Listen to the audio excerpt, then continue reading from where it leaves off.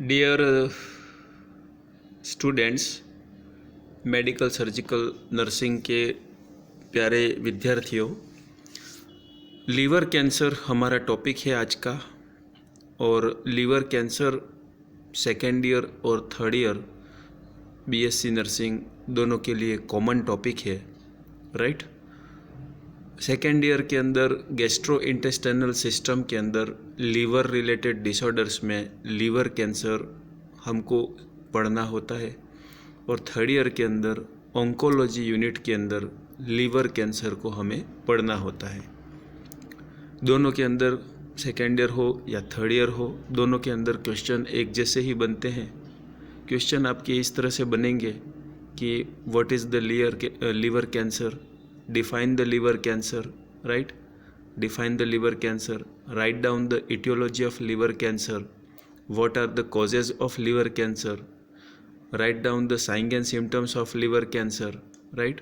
What are the stages of liver cancer, या enumerate the stages of liver cancer, या short notes on the liver cancer, right? इसके बाद pathophysiology, diagnostic evaluation, management of liver cancer, इस तरह से ये questions बन सकते हैं। तो आज हम डिस्कस करेंगे लीवर कैंसर किस तरह से हमको स्टेप बाय स्टेप पढ़ना है। मैं आपके सामने एक छोटा सा डायग्राम बना रहा हूँ यहाँ पर अंडरस्टैंडिंग पर्पस से। ये नॉर्मल सेल है, राइट। ये नॉर्मल सेल बॉडी के अंदर कोई भी नॉर्मल सेल ये हो सकती है, लेकिन इस नॉर्मल सेल के अंदर किसी कारणवश यदि जीन म्यूटेशन हो जाए, इस जीन का क्या हो जाए, एबनॉर्मल चेंजेस आ जाए, एबनॉर्मल स्ट्रक्चरल, एनाटॉमिकल और फिजियोलॉजिकल चेंजेस यदि इस बॉडी के अंदर आ जाते हैं, इस जीन के अंदर आ जाते हैं, तो ये सेल का जो डिवीज़न है वो नॉर्मल डिवीज़न नहीं होगा। मीन्स डिवीज़न होने के बाद जो सेल्स बनती हैं वो सेल्स नॉर्मल नहीं रहेंगी। वो सेल किस तरह से बनेंगी, एबनॉर्मल सेल्स बनेंगी। डिवीज़न होने के बाद ये सेल एबनॉर्मल बनेंगी। तो मैं आपसे ये बताना चाह रहा हूँ कि जीन म्यूटेशन होने से पहले ये सब क्या थी, नॉर्मल सेल्स थी, राइट, नॉर्मल सेल्स थी। लेकिन जैसे ही जीन म्यूटेशन हो जाता है तो जीन म्यूटेशन के बाद जो सेल्स बनती हैं वो क्या बनती है, एबनॉर्मल सेल्स बनती है। क्या बनती है, एबनॉर्मल सेल्स। और ये एबनॉर्मल सेल्स क्या रहती है, अनकंट्रोल्ड ग्रोथ करती है। जबकि मैं बात करूं जो नॉर्मल सेल्स रहती है ये कंट्रोल्ड मैनर में ग्रोथ करेंगी। कंट्रोल्ड मैनर में ग्रोथ का मतलब ये है, कंट्रोल्ड मैनर में सेल डिवीज़न का मतलब ये है कि बॉडी को जब रिक्वायरमेंट है तभी ये सेल्स क्या करेंगी, ग्रोथ करेंगी। रिक्वायरमेंट के अकॉर्डिंग ये सेल्स ग्रोथ करती है। लेकिन अनकंट्रोल्ड मैनर में क्या होता है, रेगुलर इसमें ग्रोविंग होती है। और एक तरह से ये एबनॉर्मल सेल है, लेकिन ये कंट्रोल्ड मैनर में ग्रोथ नहीं करती है, ये अनकंट्रोल्ड मैनर में ग्रोथ करते हैं, चाहे बॉडी को रिक्वायरमेंट हो या ना हो। समझ में आ गया। तो बॉडी के रिक्वायरमेंट के अकॉर्डिंग जो ग्रोथ होती है ये नॉर्मल सेल की ग्रोथ होती है, जो आपके, मेरे और सभी के बॉडी में आवश्यक है। लेकिन जो एबनॉर्मल ग्रोथ होती है, राइट, एबनॉर्मल ग्रोथ, इसी को अपन कैंसर सेल्स कहते हैं। यदि ये एबनॉर्मल ग्रोथ एक पर्टिकुलर एरिया के अंदर फिक्स रहती है, पर्टिकुलर एरिया के अंदर फिक्स रहती है एबनॉर्मल सेल्स, राइट, तो इसको अपन क्या कहते हैं, इसको सर हम कहते हैं बिनाइन ट्यूमर। क्या कहते हैं इसको, हम क्या कहेंगे, बिनाइन ट्यूमर। लेकिन यदि ये सेल्स स्प्लिट आउट हो जाए, बाहर बिखर जाए, और बिखरने के साथ ये ब्लड वेसल्स और लिम्फ वेसल्स के थ्रू ये बॉडी के कहीं और पार्ट में भी ये माइग्रेंट हो जाती है, राइट, तो इसको हम कहते हैं मेटास्टेसिस। क्या कहते हैं इसको हम, मेटास्टेसिस। और इसी को हम सार्कोमा या कार्सिनोमा के नाम से जानते हैं, मेलिग्नेंट कैंसर। तो बिनाइन ट्यूमर और मेलिग्नेंट ट्यूमर, इस तरह से ये ट्यूमर के टाइप होते हैं। तो ये तो एक बेसिक कॉन्सेप्ट था कैंसर के बारे में। तो सेम मैंने जैसे कैंसर के कॉन्सेप्ट को समझाने के लिए आपके सामने ये सेल बनाई थी, राइट, ये सेल जो बनाई थी ये मैंने नॉर्मल बॉडी की सेल्स बनाई थी, राइट। लेकिन यदि यही सेल, जिस, मान लो ये सेल लीवर की हो, राइट, यदि ये सेल किसकी हो, लीवर की हो, और उस सेल लीवर की सेल्स को हम क्या कहते हैं, हेपेटोसाइट कहते हैं। क्या कहते हैं, हेपेटोसाइट्स। लीवर की सेल को क्या कहते हैं, हिपेटोसाइट। और हिपेटोसाइट के अंदर इस तरह से यदि कार्सिनोजेनिक एजेंट के कारण से यदि जीन म्यूटेशन हो जाए, एबनॉर्मल चेंजेस आ जाएं, तो यहाँ की सेल्स क्या हो जाएंगी, एबनॉर्मली ग्रोथ करेंगी और उसी पर्टिकुलर कंडीशन को हम लीवर कैंसर कहते हैं। उस पर्टिकुलर कंडीशन को हम क्या कहते हैं, लीवर कैंसर कहते हैं। तो दोस्तों अभी तक मैंने आपको ये बताया कि नॉर्मल सेल के अंदर जीन म्यूटेशन होता है तो वो क्या बनती है, एबनॉर्मल सेल बन जाती है, कैंसर सेल बन जाती है। इसके बाद भी दो बातें होती हैं, या तो वो नहीं फैलेगी तो बिनाइन ट्यूमर, या फैल जाएगी तो मैलिग्नेंट ट्यूमर के नाम से जाना जाता है। मैलिग्नेंट ट्यूमर जो है उसमें दो बातें होती है, या तो वो ब्लड स्ट्रीम से फैलेगी या फिर लिम्फ स्ट्रीम से फैलेगी। तो इस तरह से ये कैंसर का हमने थोड़ा सा कॉन्सेप्ट था, जो बेसिक कॉन्सेप्ट था, और ये हर तरह के कैंसर के अंदर इंट्रोडक्टरी पोर्शन में डिस्क्राइब करने के लिए या समझने के लिए काम आता है। जैसे कि कॉलन कैंसर हो गया, लंग्स कैंसर हो गया, स्टमक कैंसर हो गया। अभी हम सारी कैंसर्स कंडीशन ही समझेंगे, वन बाय वन सारे ऑर्गन के कैंसर देखेंगे। तो यहाँ पर कैंसर को समझने के लिए कॉमन जो कॉन्सेप्ट था जिसको हम देखा। आगे देखते हैं, लीवर कैंसर को स्टार्ट करते हैं। तो सर यहाँ पर हम क्या करेंगे, लीवर कैंसर के इंट्रोडक्शन को समझने के लिए, लीवर कैंसर को इंट्रोड्यूस करने के, लीवर कैंसर को परिचय करने के लिए हम यहाँ पे 4 डिफरेंट टर्मिनोलॉजी को स्टडी करते हैं। तो पहला रहता है hepatocellular carcinoma, right, hepatocellular carcinoma HCC। दूसरा रहता है intra hepatic cholangio carcinoma, intra hepatic cholangio carcinoma, जिसको अपन बाइल डक्ट कैंसर के नाम से जानते हैं। तीसरा रहता है एंजियोसार्कोमा एंड हिमेंजियोसार्कोमा, राइट। तीसरा टाइप हमारा क्या रहता है, एंजियोसार्कोमा एंड हिमेंजियोसार्कोमा। और चौथा रहता है हिपेटोब्लास्टोमा, राइट। चौथा क्या रहता है, हिपेटोब्लास्टोमा। तो इस तरह से ये क्या हो गया, सारा अपना टाइप हो गए। 4 टाइप नहीं कहना चाहूँगा मैं, इनको कहना चाहूँगा सेल पर डिपेंडेंट, जिस सेल के अंदर कैंसर है उसके अकॉर्डिंग उस कैंसर का नाम रखा गया है यहाँ पर। तो इसी को अपन नेक्स्ट स्लाइड के अंदर वन बाय वन डिस्क्राइब करेंगे। इन 4 टर्मिनोलॉजी का क्या मतलब है, सबसे पहले हम उसको समझेंगे, फिर हम आगे बढ़ेंगे। तो आइए देखते हैं आगे। Liver cancer, right. एक बार मैं लीवर कैंसर को इंट्रोड्यूस कर देना चाह रहा हूँ, फिर उसके बाद इन 4 टर्मिनोलॉजी का डिफरेंस क्या है, चारों का अलग अलग क्या मीनिंग निकलता है, इनका नाम ऐसा क्यों रखा गया, ये हम देखेंगे। तो आइए इंट्रोडक्शन।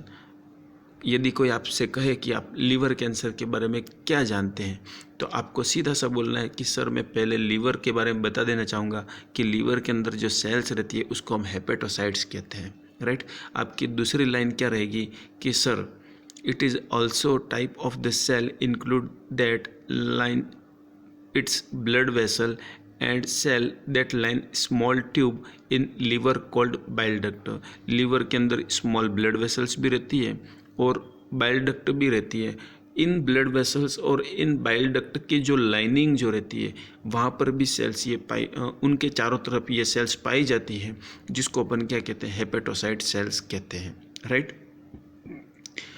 लीवर जो है, एक छोटा सा डायग्राम बना देना चाह रहा हूँ मैं कि लीवर जो है, ये सपोज करो ये लीवर की सेल्स हैं और बीच में से क्या जा रहा है, बीच में से एक ब्लड वेसल जा रही है। लीवर के अंदर एक कोई ब्लड वेसल है, राइट, और ब्लड वेसल के दूसरी तरफ भी सेल हैं, राइट। मतलब कि मैं आपसे ये बताना चाह रहा हूँ डायग्राम के अंदर कि ब्लड वेसल के चारों तरफ क्या है, चारों तरफ क्या है, लीवर सेल्स रहती है, राइट। तो इन्हीं लीवर सेल्स को हम क्या कहते हैं, हेपेटोसाइट कहते हैं। इन्हीं लीवर सेल्स को हम क्या कहते हैं, हेपेटोसाइट कहते हैं। इसी तरह से लीवर की जो फंक्शनल और एनाटॉमिकल जो सेल्स रहती है वही क्या है, हेपेटोसाइट है। लीवर की फंक्शनल या एनाटॉमिकल सेल्स जो रहती हैं, जो यूनिट रहती है, फंक्शनल या anatomical unit of the liver is known as the hepatocytes, right. अब यहाँ पे इट इज़ नेक्स्ट पॉइंट आपका ये रहेगा कि the bile duct carry bile from liver to the gall bladder right, directly into the intestine, right. Liver से जो bile produce होता है, लीवर का काम क्या है? Bile secretion. लीवर का काम क्या है? Bile formation, right, bile formation. अब यहाँ पे बहुत सारा बाइल जो बन गया है, या तो ये गॉल ब्लैडर के अंदर स्टोर होगा, किस में स्टोर होगा? गॉल ब्लैडर में, या फिर ये जाएगा इंटेस्टाइन के अंदर। कहाँ जाएगा? इंटेस्टाइन में। और बाइल का काम क्या है? फैट के मेटाबॉलिज्म के लिए और फूड के और फैट के डाइजेशन के लिए ये हेल्प करता है। जिन लोगों के अंदर बाइल ज़्यादा होता है उनको बाइल के अंदर एक पिगमेंट रहता है, येलो पिगमेंट। तो जिन लोगों में बाइल का लेवल बॉडी के अंदर बढ़ जाता है उनका येलो पिगमेंट बढ़ जाता है, मतलब ये कि उनको जॉन्डिस होता है। और जिन लोगों को बाइल का लेवल कम पड़ जाता है, बिलिरुबिन कम पड़ जाता है बॉडी के अंदर, उनको फैट डाइजेशन में प्रॉब्लम आती है, राइट। तो इस तरह से सिम्टम्स देखने को मिलते हैं। अब है नेक्स्ट हेडिंग हमारी लीवर कैंसर के अंदर, इंट्रोडक्शन के अंदर हम फर्स्ट टर्मिनोलॉजी लेते हैं हिपेटोसेल्युलर कार्सिनोमा। जिस तरह से मैंने आपसे वादा किया था कि इसको अपन फ्यूचर में डिटेल 1 बाय 1 देखेंगे, तो अब इसको हम 1 बाय 1 देख रहे हैं। हिपेटोसेल्युलर कार्सिनोमा। हिपेटोसेल्युलर कार्सिनोमा क्या है? तो यहाँ पे सीधे से समझने की बात है कि लीवर की जो सेल्स रहती है उसको हम हिपेटोसाइट या हिपेटोसेल्युलर बॉडी कह सकते हैं, राइट। तो लीवर की जो सेल है उसी के अंदर क्या हो जाता है? कैंसर बन जाना। तो यहाँ पे फर्स्ट लाइन क्या क्या लिखी है? This is the most common form of the liver cancer in adult. पहली बात तो ये कि ये मोस्ट कॉमन टाइप है, राइट। इन तरह की सेल्स के अंदर कैंसर होना बहुत पाया जाता है। ज़्यादा से ज़्यादा एडल्ट लोगों में हिपेटोसेल्युलर कार्सिनोमा ही पाया जाता है। दूसरा,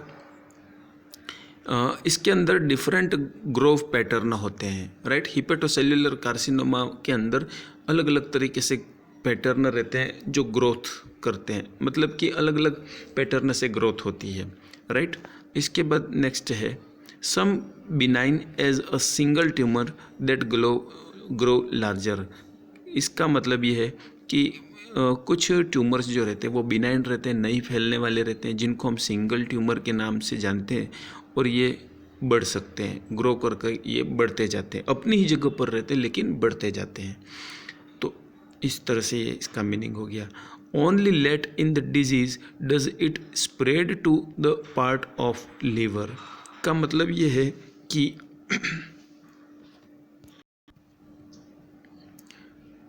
only late in disease does it spread to other part of liver. का मतलब ये है कि स्टार्टिंग जो फेज रहता है उसको अपन अर्ली फेज बोलते हैं, और बाद वाला जो फेज रहता है, लेट वाला जो फेज रहता है, उसको लेट फेज बोलते हैं।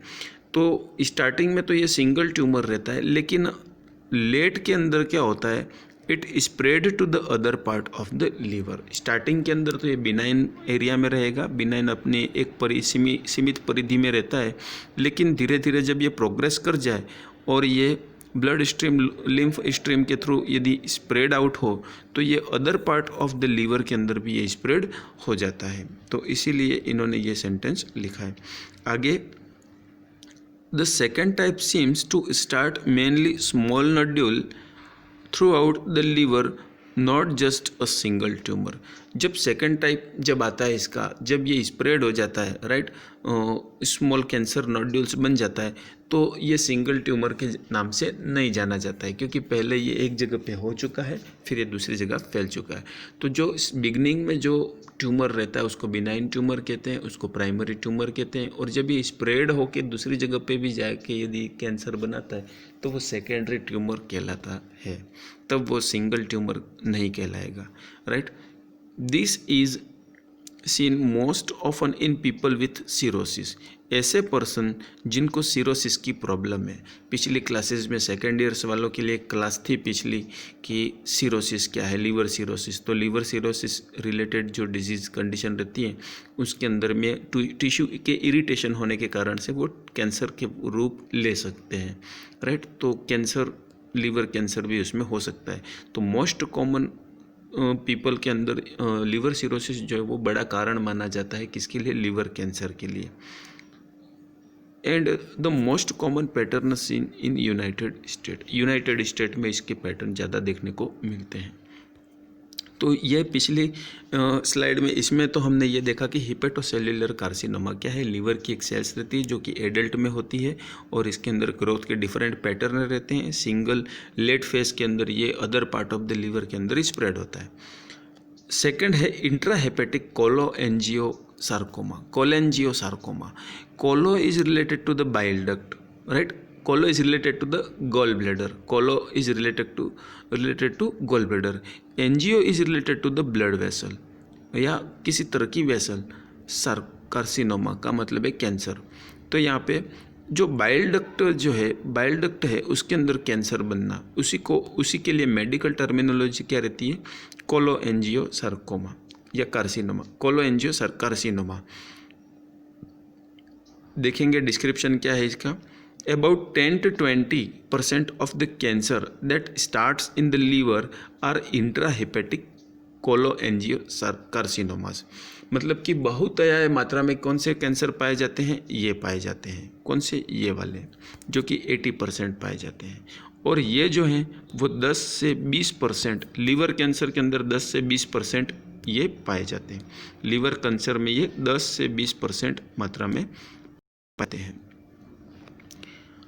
कौन से वाले, intrahepatic cholangiosarcoma. This cancer starts in the cell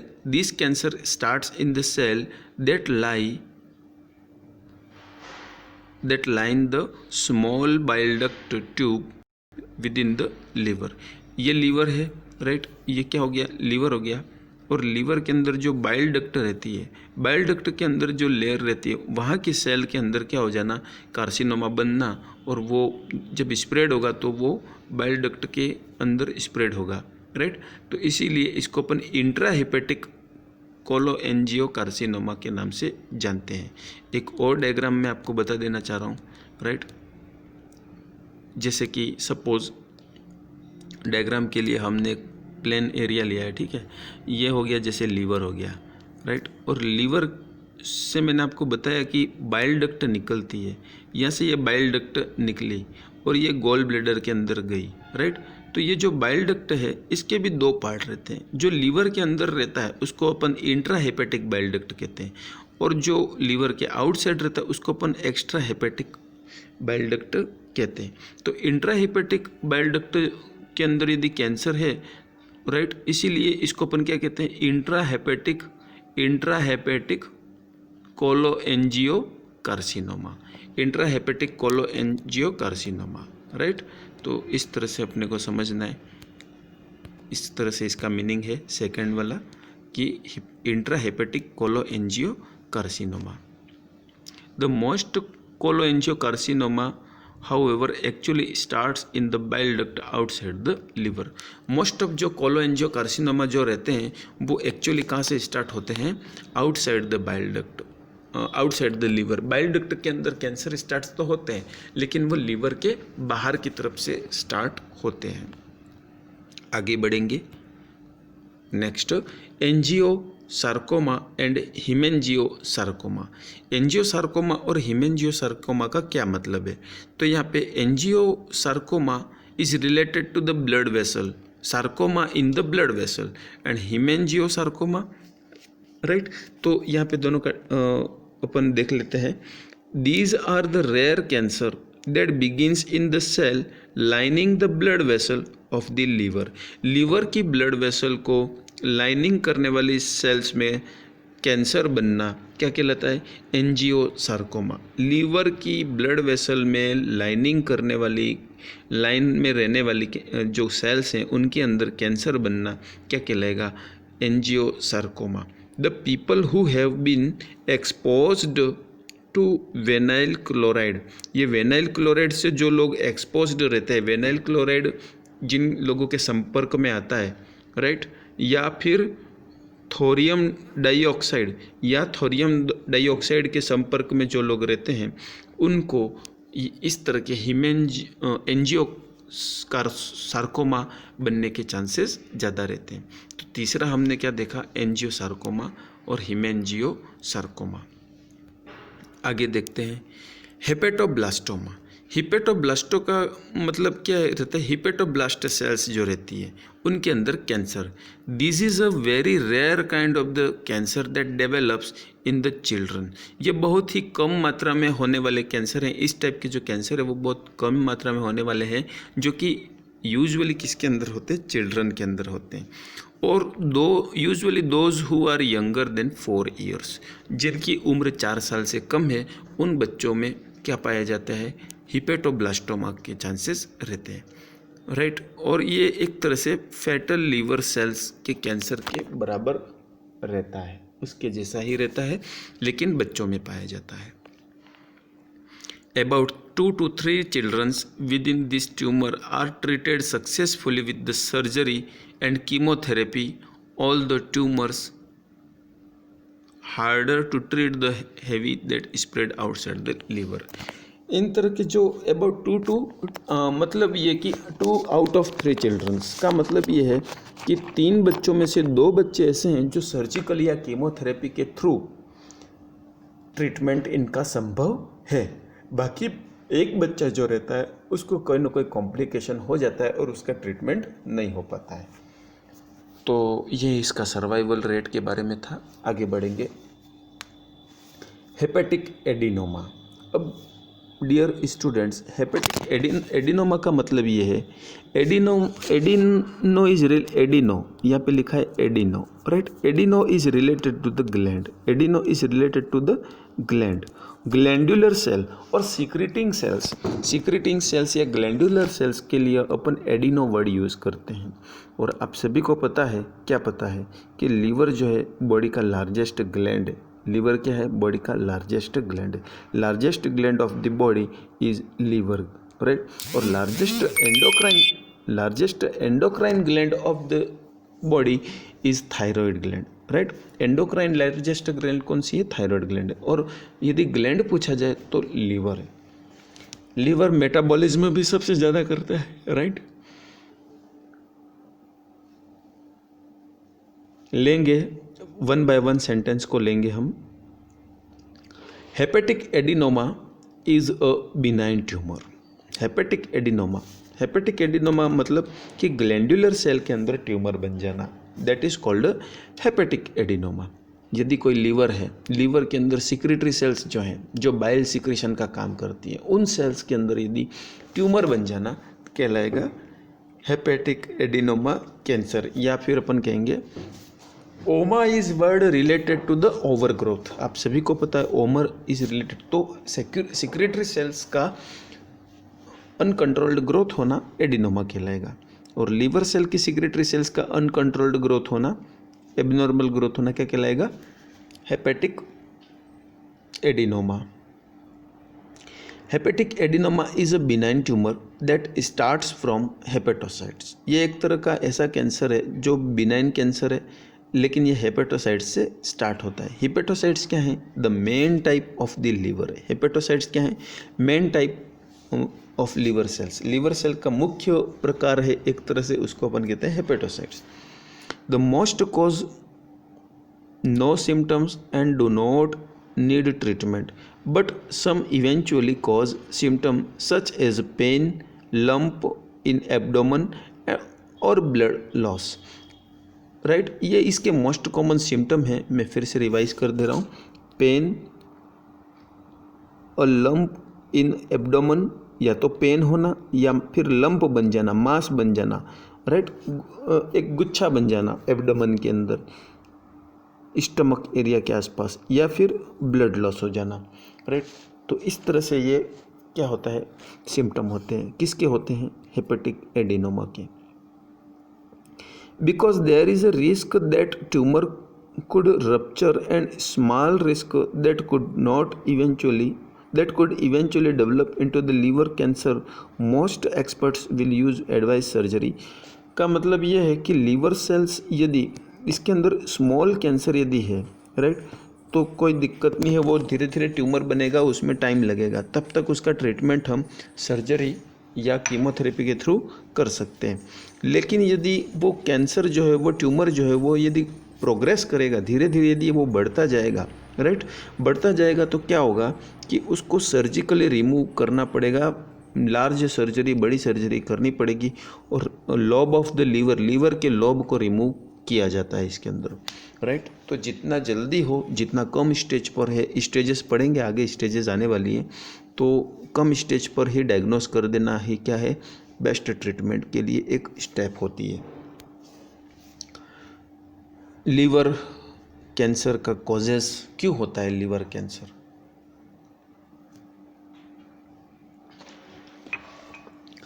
liver cancer क्यों होता है, राइट। तो यहाँ पर मैंने जैसे कि फर्स्ट स्लाइड में क्लास स्टार्ट करने से पहले ही मैंने आपको एक डायग्राम के द्वारा बताने की कोशिश करी थी। वो ये कोशिश करी थी कि एक नॉर्मल सेल को हमने क्या किया। तो जैसे कि मैंने क्लास में बिगनिंग में पहले ही बता दिया था कि डीएनए जो अपना सेल है, नॉर्मल सेल के अंदर जो डीएनए है, डीएनए के अंदर म्यूटेशन, राइट, जो सेल डेवलपमेंट चेंजेस होती हैं। मतलब जैसे ये नॉर्मल सेल है, नॉर्मल सेल से जब सेल डिवीज़न होता है तो सेल डिवीज़न के दौरान जो डीएनए, एक्चुअल में सेल डिवीज़न के लिए रिस्पॉन्सिबल कौन है, डीएनए, राइट।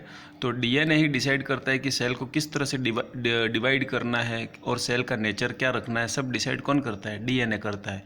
तो सेल डिवीज़न के दौरान किसी भी कार्सिनोजेनिक एजेंट के कारण से, राइट, कोई भी ऐसा फैक्टर हो गया, इटियोलॉजिकल फैक्टर हो गया, जैसे स्मोकिंग हो गया, रेडिएशन हो गया, कीमो ड्रग्स हो गए, राइट, सब्सटेंस एब्यूज़ हो गए, जो भी है, तो वो केमिकल जो भी कार्सिनोजेनिक एजेंट है वो डीएनए के किसको, स्ट्रक्चर को चेंज करेंगे और वो क्या कर देंगे, जीन म्यूटेशन कर देंगे। डीएनए जो जीन है उसको म्यूटेट कर देंगे, उसके अंदर जो स्ट्रक्चरली और फिजियोलॉजिकली चेंजेस, एबनॉर्मल चेंजेस करेंगे। तो सेल जो है वो जब डीएनए एबनॉर्मल हो जाएगा तो सेल डिवीज़न का जो पैटर्न है वो भी एबनॉर्मल हो जाएगा, सेल के जो कैरेक्टरिस्टिक्स हैं वो भी एबनॉर्मल हो जाएंगे, कंप्लीटली सेल का रहना और जीना सब एबनॉर्मल हो जाएगा। तो उसके जो लक्षण है, उसके लक्षण जो है सेल के, वो नॉर्मल सेल जैसे लक्षण नहीं रहेंगे। तो वो एबनॉर्मल सेल ही क्या कहलाती है, कैंसर सेल कहलाती है।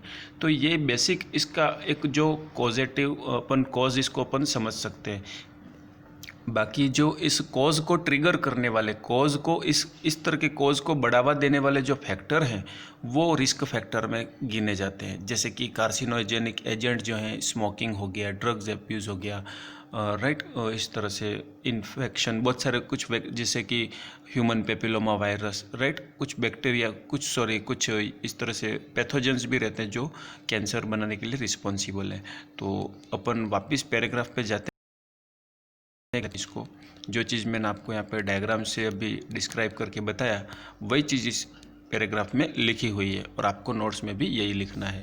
तो लिखेंगे liver cancer happens when liver cell develop changes, जिसको अपन म्यूटेशंस कहते हैं। जो म्यूटेशन अनवांटेड है, हमको नहीं चाहिए फिर भी हो जाता है, right, in their DNA, DNA के अंदर म्यूटेशन हो जाता है। A cell's DNA is material that provide instructions for every chemical process in your body. DNA को हर प्रोसेस के लिए कोई ना कोई मटेरियल की ज़रूरत पड़ती है, राइट। तो डीएनए एक तरह से मटेरियल है, इंस्ट्रक्शन, जो कि इंस्ट्रक्शन प्रोवाइड करता है। केमिकल प्रोसेस हमारी बॉडी के अंदर केमिकल, उनको इंस्ट्रक्शन प्रोवाइड कौन करता है, डीएनए करता है। इसीलिए डीएनए सारे फंक्शंस को, सेल के लक्षण को, सेल के मेंटेनेंस को, सबको, सेल के डिवीज़न को, सबको कंट्रोल कौन करता है, डीएनए करता है। और उसके अंदर यदि म्यूटेशन हो जाएगा तो सेल जो है वो जाहिर सी बात है कि सेल एबनॉर्मल हो जाएगी। नेक्स्ट पॉइंट लेते हैं, DNA mutation causes the changes in this instruction. यदि डीएनए एबनॉर्मल हुआ तो उसके इंस्ट्रक्शंस भी एबनॉर्मल होंगे और उसके रिजल्ट्स भी एबनॉर्मल होंगे। The one results is that cell में benign to grow out of the control and eventually forms a tumor, a mass of cancerous cell. एक नॉर्मल सेल है, नॉर्मल सेल जब डिवाइड होती है तो वो एक डिसिप्लिन मैनर में डिवाइड होती है। कहने का मतलब ये है कि उसे एक से दो बनना है तो दो बन जाएगी। Hello, sorry for disturbance. एक नॉर्मल सेल है, नॉर्मल सेल जब डिवाइड होती है तो ये एक डिसिप्लिन मैनर में होती है। कहने का मतलब ये है कि 2 सेल का रिक्वायरमेंट है तो वो 2 बन जाएगी, 4 सेल का रिक्वायरमेंट है तो वो 4 बन जाएगी, 10 सेल का रिक्वायरमेंट है तो वो 10 बन जाएगी। एक एग्जांपल बता रहा हूँ मैं। वुंड हीलिंग के समय सेल डिवीज़न की स्पीड बढ़ जाती है, जब वुंड हील हो जाता है तो स्पीड वापस कम हो जाती है। बॉडी ग्रोथ के दौरान सेल डिवीज़न बढ़ जाता है, बॉडी अच्छे से ग्रोथ हो गई है तो वो सेल डिवीज़न की स्पीड वापस धीरे धीरे अपने लेवल पे, नॉर्मल लेवल पे आ जाती है। तो यहाँ पर भी यही है, नॉर्मल सेल जो वो एक डिसिप्लिन और नॉर्मल इंस्ट्रक्शन के अंडर काम करती है। लेकिन यदि इस सेल के अंदर डीएनए के अंदर म्यूटेशन आ जाए, एबनॉर्मलिटी आ जाए, तो ये ग्रोथ जो करेगी अनकंट्रोल्ड मैनर में करेगी और जो सेल्स बनेंगी वो भी कैसी बनेंगी, एबनॉर्मल बनेंगी। अब नॉर्मल सेल का एक लक्षण ये भी रहता है कि यदि वो सेल डिवीज़न होती है, राइट, नॉर्मल सेल का लक्षण क्या रहता है, नॉर्मल सेल का लक्षण ये भी रहता है, राइट, कि वो अपने ही जैसी 2 डॉटर सेल बनाती है। नॉर्मल सेल का लक्षण क्या रहता है, अपने ही जैसी 2 डॉटर सेल बनाती है, अपने ही जैसी, सेम अपने ही जैसी वो 2 डॉटर सेल बनाएगी। लेकिन एबनॉर्मल सेल हर बार नया नया बनाती रहती है। एबनॉर्मल सेल है, उसके अंदर, नॉर्मल सेल के अंदर एक बार एबनॉर्मलिटी आई तो वो एबनॉर्मल सेल बन गई। अब उसका जब डिवीज़न होगा वो अपने से भी अलग सेल बनाएगी, फिर वो उसका डिवीज़न होगा तो वो अपने से अलग बनाएगी। तो हर जनरेशन के अंदर एबनॉर्मल सेल का पैटर्न अलग अलग हो जाता है और वो सारी सेल एक जैसी नहीं होती है, राइट। तो वो एबनॉर्मल कैंसर सेल्स होती है जो कि अनकंट्रोल्ड मैनर में ग्रोथ करती है, जिसकी बॉडी के अंदर रिक्वायरमेंट नहीं है। ये बॉडी के फंक्शंस को क्या करती है, डिस्टर्ब करती है, और जो नॉर्मल सेल्स हैं उनके फंक्शन को भी ये क्या करती है, अफेक्ट करती है। Sometimes causes the liver cancer also known as such as the chronic hepatitis infections, right? कुछ chronic hepatic infection है, उस कारण से भी ये हो सकता है। Liver cancer happens in the people with no underlying disease. It's not clear what is actual cause. ये अनडिजीज्ड पेशेंट के अंदर भी होता है और डिजीज्ड पेशेंट में भी होता है। तो लीवर कैंसर का एक्चुअल कॉज क्या है ये जानने में नहीं आया है, पर कैंसर का एक्चुअल कॉज क्या है, डीएनए का म्यूटेशन, राइट। आगे बढ़ेंगे। नेक्स्ट स्लाइड है हमारी क्लिनिकल फीचर्स। अब हम इजीली इसको समझ जाएंगे, जॉन्डिस होता है, राइट, क्योंकि लीवर कैंसर जब होता है तो सिक्रेटरी सेल्स का एडिनोमा हो जाता है। सिक्रेटरी सेल्स जब ज़्यादा हो जाएंगे तो बाइल सिक्रेशन ज़्यादा होगा, बाइल सिक्रेशन जब ज़्यादा होगा तो वो जॉन्डिस का रूप ले सकती है। या बाइल डक्ट के अंदर कैंसर है, ऑब्स्ट्रक्शन है, तो जो बाइल है, राइट, वो लीवर के अंदर जो बाइल बन रहा है वो स्टोर होने के लिए जब जाएगा तो बीच में ऑब्स्ट्रक्शन आ जाएगा, तो वो जो लीवर का बना हुआ बाइल जो है वो ब्लड के अंदर आ जाएगा और एक्स्ट्रा बिलीरुबिन लेवल बढ़ जाएगा और जॉन्डिस के सिम्टम अपने को देखने को मिल जाएंगे। Swelling in the abdomen, right, unexplained, 1 by 1 अपन इसको देखेंगे सिम्टम्स को, क्या क्या सिम्टम्स हैं। तो सिम्टम्स यही है, पहला कि जॉन्डिस होता है, राइट। जॉन्डिस के सिम्टम देखने को मिलेंगे जैसे कि स्किन, आइज बिकम येलो हो जाएंगी, एब्डोमिनल पेन होगा, स्टूल और यूरिन जो है वो बहुत ज़्यादा येलो देखने को मिलेगा। कलर, येलोनेस कलर उसका बढ़ जाएगा, येलोनेस बढ़ जाएगा, right. Pain close in right, close to the right shoulder blade, right side में जो शोल्डर ब्लेड है उसके नियर में, मीन्स राइट, आप ये समझो कि चेस्ट और एब्डोमेन का जो राइट साइड है वो कम्प्लीटली अफेक्टेड होता है, जिसमें पेन होता है। इसके बाद है अनएक्सप्लेन्ड वेट लॉस, क्योंकि लीवर के अंदर कैंसर है, लीवर का काम मेटाबॉलिज्म का होता है और मेटाबॉलिज्म का हमारा वेट से बहुत ही गहरा संबंध रहता है। जब मेटाबॉलिज्म डिस्टर्ब होता है तो हमारे बॉडी का वेट भी डिस्टर्ब होता है। मेटाबॉलिज्म अच्छा है तो बॉडी का वेट अच्छे से रहता है। तो अनएक्सप्लेन्ड वेट लॉस होता है। एनलार्ज्ड लीवर, लीवर के अंदर कैंसर है तो लीवर एनलार्ज्ड हो जाता है, जिसको अपन हेपेटोमेगाली कहते हैं। क्या कहते हैं? हेपेटोमेगाली। स्प्लीन यदि बढ़ जाएगा तो स्प्लीनोमेगाली, लीवर एनलार्ज हो जाएगा तो हेपेटोमेगाली, राइट। हार्ट यदि बढ़ जाता है तो कार्डियोमेगाली। तो इस तरह से ये सिम्टम यहाँ पे लीवर कैंसर के अंदर हिपेटोमेगाली देखने को मिलेगा। Enlarged liver, swelling in the abdomen और फ्लूइड बिल्डअप, बॉडी के अंदर एब्डोमेन के अंदर क्या हो जाएगा, स्वेलिंग, एब्डोमिनल सूजा हुआ दिखेगा क्योंकि लीवर में कैंसर है, और जो पेरिटोनियल कैविटी के उसके अंदर फ्लूइड भी बन सकता है। पर्सन को फटीग, नोजिया, वोमिटिंग, लीवर की कोई भी डिजीज कंडीशन हो, नोजिया वोमिटिंग तो कॉमन चीज़ है। गैस्ट्रोइंटेस्टिनल सिस्टम में कोई भी डिजीज हो, नोजिया वोमिटिंग उसको पर्सन को देखने को मिल सकता है, बहुत कॉमन फीचर्स है। नेक्स्ट है बैक पेन, बैक साइड में भी पेन हो सकता है, लीवर के पोस्टेरियर, क्योंकि गॉल ब्लैडर पीछे तक जाता है लीवर के, राइट। और यहाँ पे ईचिंग होता है और फीवर होता है, ईचिंग और फीवर। तो इस तरह से ये क्लिनिकल फीचर्स देखने को मिले, किसके हैं, लीवर कैंसर के। आगे बढ़ेंगे, स्टेजेस क्या है, तो first stage, second stage, third stage, fourth stage.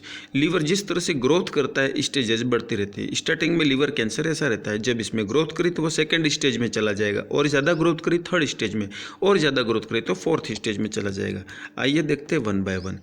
First stage में क्या हो रहता है, tumour remain in the liver, has not spread to the another organ और लोकेशन।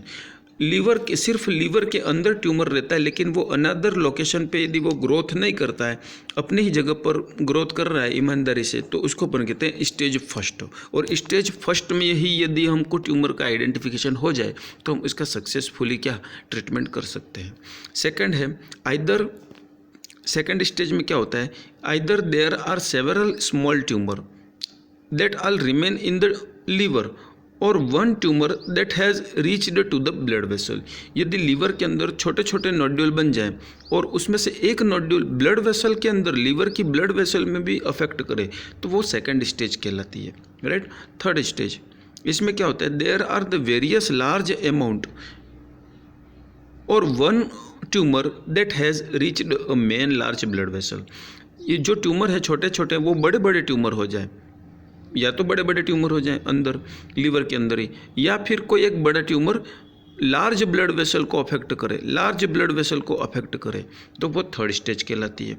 और cancer has metastasized, meaning spread to the other part of the body. Liver से जब बाहर निकल के किसी और पार्ट में भी, जैसे कि लीवर के आसपास क्या रहता है, स्टमक रहता है, इंटेस्टाइन्स रहती हैं, किडनी रहती है, ऊपर की तरफ डायफ्राम रहता है, राइट। तो इन जगहों पे यदि स्प्रेड आउट हो जाए तो ये फोर्थ स्टेज कहलाती है, जिसके अंदर वो मल्टीपल ऑर्गन अफेक्टेड हो जाते हैं। तो जैसा हमने ये देखा, मैं एक बार फिर शॉर्ट में कंफर्म कर देना चाह रहा हूँ कि लीवर अपनी जगह पर रहता है, स्मॉल रहता है, कहीं फैलता नहीं है, तो फर्स्ट डिग्री। छोटे छोटे ट्यूमर्स बन जाएंगे लेकिन अपनी जगह पर ही रहेंगे, और एक छोटी सी आर्टरी को यदि अफेक्ट करते हैं तो सेकंड स्टेज। वो छोटे छोटे ट्यूमर यदि बड़े हो गए, या उनमें से कोई एक बड़ा ट्यूमर किसी लार्ज जो ट्यूब है, ब्लड वेसल है, उसको अफेक्ट करती है, तो वो थर्ड। और यदि ट्यूमर जो है वो लीवर से बाहर निकल के ब्लड स्ट्रीम के थ्रू किसी और ऑर्गन के अंदर भी चला जाता है, तो वो फोर्थ स्टेज कहलाती है। आगे बढ़ेंगे, डायग्नोस्टिक इवैल्यूएशन। डायग्नोस्टिक इवैल्यूएशन में लीवर बायोप्सी करेंगे, राइट। लीवर बायोप्सी के अंदर अपन क्या होता है, इसके अंदर क्या रहता है, बायोप्सी का मतलब ये रहता है कि सेल को बाहर निकालना, सेल के सैंपल को या टिश्यू सैंपल को बाहर निकालना, और उसका लेबोरेटरी के अंदर माइक्रोस्कोपिक एग्जामिनेशन होता है, और एबनॉर्मल सेल, कैंसर सेल का आइडेंटिफिकेशन उसके अंदर होता है। तो कैंसर के लिए स्पेशल बायोप्सी टेस्ट किया ही जाता है हर टिश्यू के अंदर। Test and procedure used to diagnose the liver cancer include, इसके बाद ब्लड सेल्स करेंगे, राइट। लीवर, क्योंकि लीवर के फंक्शन की एबनॉर्मलिटी को चेक करने के लिए लीवर फंक्शन टेस्ट करेंगे। Liver function test blood sample से होता है। इमेजिंग टेस्ट से हमको ट्यूमर की लोकेशन और साइज़ का पता चलता है, जिसके अंदर सीटी स्कैन और MRI हम करते हैं। इसके बाद है removing the sample from the liver tissue for the testing. Liver का भी अपन सैंपल रिमूव करके उसको टेस्टिंग के लिए भेज सकते हैं, जिसको अपन लीवर बायोप्सी के नाम से जानते हैं। लीवर बायोप्सी के अंदर एक थिन नीडल बॉडी के अंदर इंट्रोड्यूस की जाती है, स्किन के अंदर डाली जाती है, राइट। और उसके अंदर टिश्यू सैंपल लिया जाता है, और डॉक्टर्स क्या एग्जामिन करते हैं, माइक्रोस्कोप के अंदर ये एग्जामिन करते हैं कि कैंसर सेल प्रेजेंट तो नहीं है, जिसको अपन लीवर बायोप्सी कहते हैं।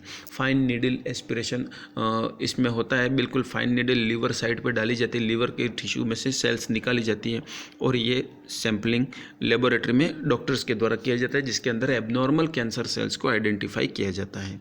आगे बढ़ेंगे, लीवर कैंसर सेल का लीवर कैंसर्स का मैनेजमेंट। तो लीवर कैंसर का मैनेजमेंट जिस तरह से पिछली क्लासेस में मैंने कैंसर के बारे में बताया, यहाँ पर भी सेम मैनेजमेंट है। Ablative therapy, radiation therapy and chemotherapy.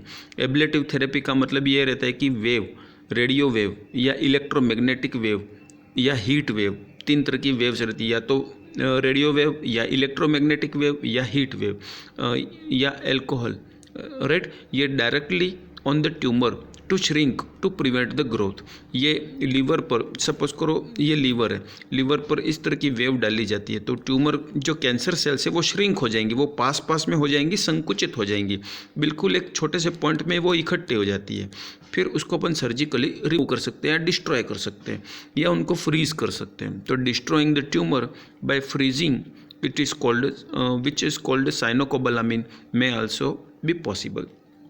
मतलब कि ट्यूमर सेल्स को श्रिंक करना एब्लेशन थेरेपी कहलाता है और उसको डिस्ट्रॉय करना किसकी मदद से, साइनोकोबालामिन की, साइनोकोबलेशन भी कहते हैं इसको, ठीक है। तो ये हो गया। रेडिएशन थेरेपी मैंने 2 तरह की होती है, आपको पहले बताया था। बाहर से एक्सटर्नल रेडिएशन थेरेपी होती है और अंदर जो इम्प्लांट करते हैं रेडियो एक्टिव एजेंट को अंदर बॉडी में इम्प्लांट करते हैं और वो फिर रेडिएशन रिलीज करता है, तो उसको इंटरनल रेडिएशन थेरेपी कहते हैं।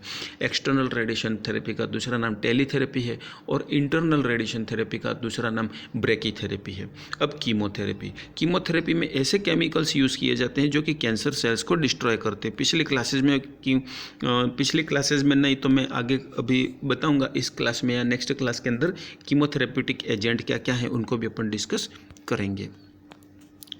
नेक्स्ट है मेडिकल मैनेजमेंट। मेडिकल मैनेजमेंट 2 तरह से, लोकलाइज्ड ट्रीटमेंट और हीटिंग कैंसर सेल्स में। इसके अंदर क्या होता है कि लोकल मैनेजमेंट के अंदर क्या होता है कि लोकलाइज्ड ऑप्शन रहते हैं, जैसे कि localised treatment of the cancer cell administered directly to the cancer cell area surrounding the cancer cell and localized treatment option for the liver cancer cell include। पहला है हीटिंग। किसी एक पर्टिकुलर जैसे कि लीवर के किसी एक कोने के अंदर किसी एक कॉर्नर में ट्यूमर है तो वो लोकल ट्रीटमेंट के, लोकल ट्यूमर है और उसके लिए जो ट्रीटमेंट करता है वो लोकल ट्रीटमेंट कहलाता है। और यदि वो ट्यूमर पूरी बॉडी के अंदर फैल जाता है तो वो लोकल ट्रीटमेंट से सही नहीं होता है।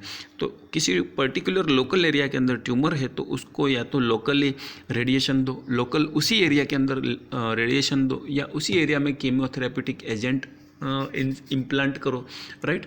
तो ये लोकल ट्रीटमेंट कहलाता है।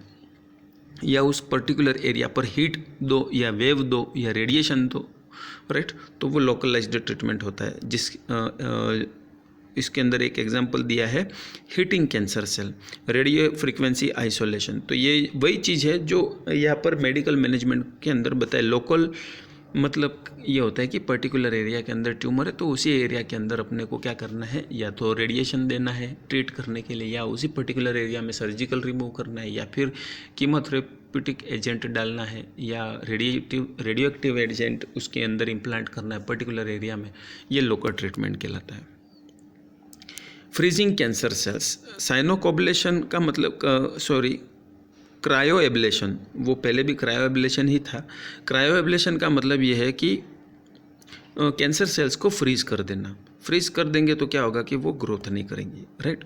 और साइनोकोबलेशन थेरेपी के लिए अपन USG इमेजेस का यूज़ भी करते हैं। आपको यदि इस चीज़ का डिटेल देखना है, हालांकि नोट्स के लिए ये इनफ है, एक बार रीड आउट करना है, नहीं समझ में आए तो मुझे कांटेक्ट करना है।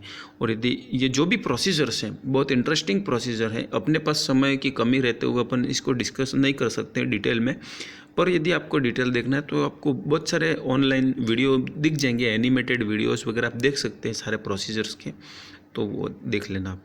नेक्स्ट है injecting alcohol into the tumour. Tumour के अंदर एल्कोहल का इंजेक्शन, राइट। तो एल्कोहल इंजेक्शन क्या करता है, ये एक तरह से ट्यूमर की सेल्स को क्या करता है, डिस्ट्रॉय करता है, राइट। ट्यूमर सेल को डाई करता है, मारता है। इंजेक्टिंग कीमोथेरेप्यूटिक एजेंट, जिसको अपन कीमोथेरेपी कहते हैं, सेम चीज़ है। Placing beads filled radiation in the liver, ठीक है। इसके अंदर क्या होता है, tiny spheres that contain the radiation may be placed directly in the liver where they can deliver the radiation directly to the tumour. या तो कीमोथेरेपी, वही चीज़ है, ये सारी चीज़ें रिपीट हो रही हैं, है ना। ये कीमोथेरेपी का हो गया, रेडिएशन थेरेपी का हो गया। मैंने बता दिया आपको कि बॉडी के अंदर रेडियो एक्टिव एजेंट को का इंजेक्शन दिया जाता है या इम्प्लांट किया जाता है, जो वहाँ बॉडी की हीट प्राप्त करके वो रेडिएशन रिलीज़ करती है। तो वो जो रेडिएशन रिलीज होते हैं अपने चारों तरफ उपस्थित ट्यूमर को वो ख़त्म करती है। नेक्स्ट है